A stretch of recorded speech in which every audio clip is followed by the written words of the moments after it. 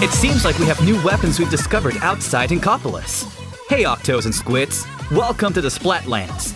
In preparation of your stay in Splatsville, here are some new weapons you might want to check out. Have a love for archery? Or maybe you fancy a bow? Well, this here is the Tri-Stringer, a bow that specializes in firing ink and specialized ink sploders. It spreads ink when not drawn, and is good for creating your ink territory. But once you spot a target, be sure to draw the bow to focus fire at incoming enemies.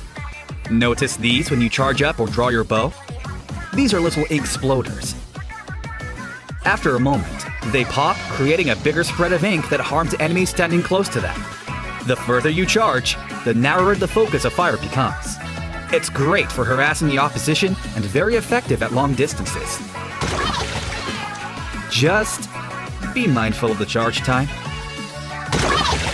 The bow wasn't built well in close combat. Speaking of close combat, this is the Splatana. Legends say, a very long time ago, these are weapons used by warriors called the samurai.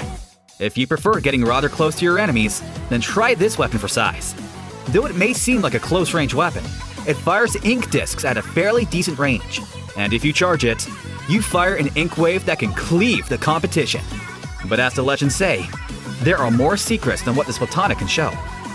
If you get close to your opponents, the Splatana does more damage.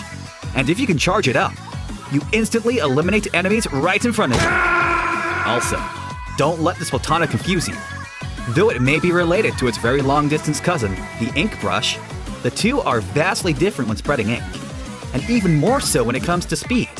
Where the ink brush excels in speed, the Splatana dances around you with its extreme mobility.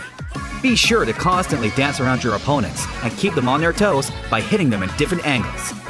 A word of caution. Please don't run head-on to enemies with longer range.